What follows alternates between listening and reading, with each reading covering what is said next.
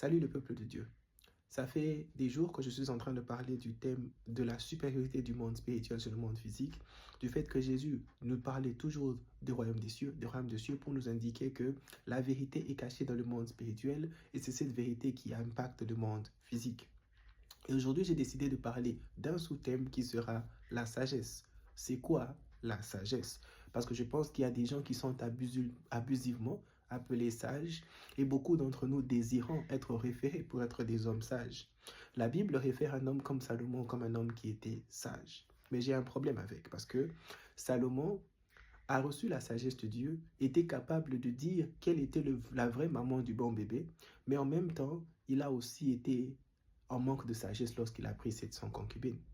C'est-à-dire que la sagesse n'est pas un état d'être d'une personne, mais la sagesse ne peut s'attacher qu'à une décision. Donc, quand quelqu'un est sage, tu ne le connaîtras qu'au premier niveau autour de la décision qu'il prend.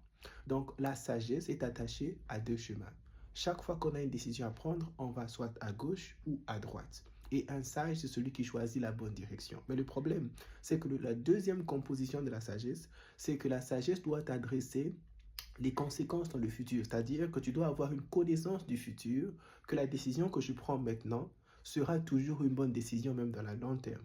Alors c'est là qu'il y a une limitation humaine, c'est-à-dire que seul Dieu connaît le futur, donc la sagesse n'est pas un domaine qui est sous le soleil. Comme Salomon va parler dans le livre d'Ecclésiaste pour dire qu'il n'y a rien de nouveau sous le soleil et que tout ce qui est sous le soleil est vanité, c'est-à-dire que tout ce que tu peux avoir, toi et moi, sous le soleil, c'est l'intelligence. C'est avec l'intelligence qu'on a fait des voitures, c'est avec l'intelligence qu'on se marie, c'est avec l'intelligence qu'on fait prendre beaucoup de décisions. Et un enfant de Dieu n'est pas censé fonctionner comme ça, parce que l'intelligence a des limites, c'est-à-dire que on ne prend que des bonnes décisions maintenant sans connaître les conséquences à long terme. Alors, la sagesse est un domaine divin. C'est ce que vraiment vient en premier plan maintenant dans notre esprit de savoir que si je dois être sage, je dois demander l'avis de quelqu'un qui connaît le futur. C'est-à-dire que la compétence d'être appelé sage dans la décision ne vient que de la capacité d'un homme d'avoir reçu une révélation de la part de Dieu sur le futur de la situation qu'il veut prendre, de sorte que lorsqu'il décide de marcher sur l'eau, il va marcher sur l'eau parce qu'il sait que Dieu lui a dit de marcher sur l'eau, bien que pour les autres, c'est un manque de sagesse. Alors, dans ce set de réflexion, on commence à comprendre des comportements bizarres de la part de Jésus. Qu'est-ce qui est bizarre de la part de Jésus?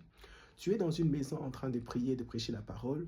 On t'emmène par 4 personnes un paralytique. Un paralytique, c'est quelqu'un qui ne peut pas marcher. Il a une condition qui est physique et médicalement, il a été dit incompétent de marcher. On t'emmène ce cas.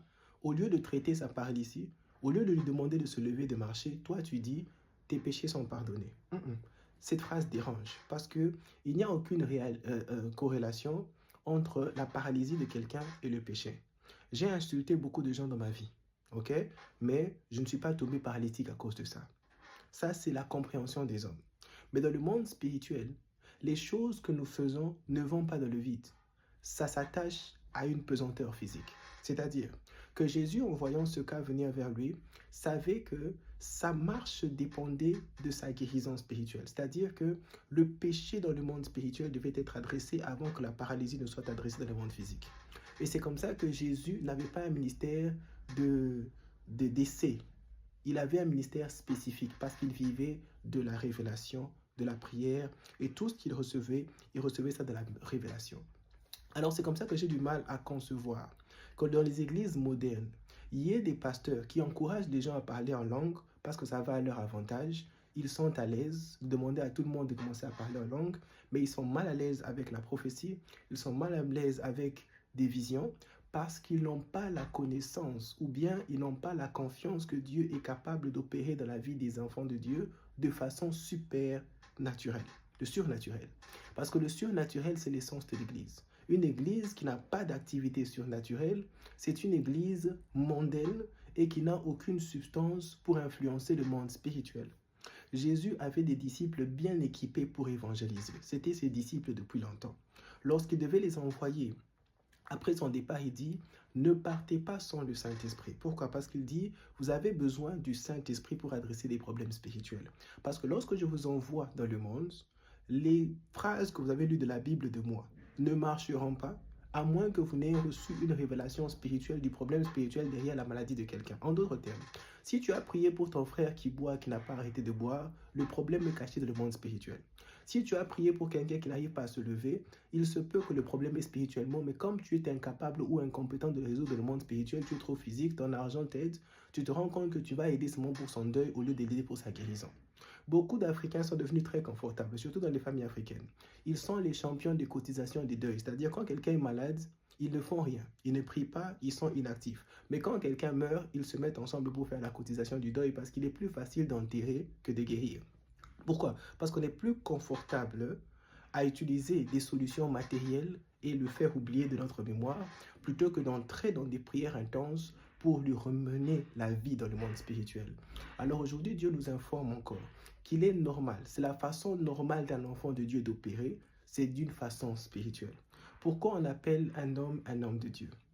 Parce qu'il y a la divinité dans cet homme. C'est-à-dire, tu ne peux pas être appelé un homme de Dieu s'il n'y a aucune substance spirituelle dans ta vie, s'il n'y a pas une communication divine dans ta vie qui peut s'attacher à tes activités humaines. En d'autres termes, un homme de Dieu reçoit du dessus et fonctionne dans le monde. C'est ça l'ordre naturel d'un enfant de Dieu. Et ça, je ne parle pas d'un pasteur.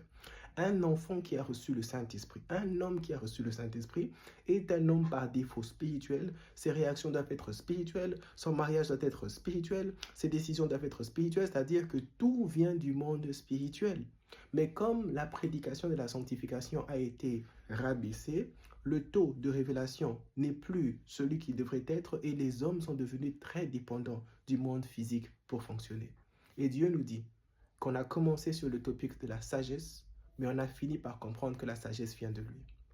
Et que la sagesse, il la donne à ceux qui demandent comme Salomon, et la sagesse est reçue dans le Saint-Esprit. Lorsqu'un homme reçoit le Saint-Esprit, il a la capacité en lui de prendre des décisions sages. Mais à chaque cas et scénario, sa décision ne doit pas refléter une décision humaine. Ça doit refléter une décision inspirée par le spirituel. C'est comme ça qu'un homme qui reçoit beaucoup de révélations a la responsabilité de ne pas garder les révélations pour lui, même lorsqu'il vient de partager la parole de Dieu. Parce que lorsque Dieu libère sa parole à travers quelqu'un, cette parole ne vient pas vide, ça vient avec ce qu'on appelle une puissance. Comme ça qu'on dit, vous recevrez le Saint-Esprit, et dans le Saint-Esprit, il y a une puissance. That's why beaucoup de tes prières ne sont pas résolues parce que tu utilises des mots sans puissance.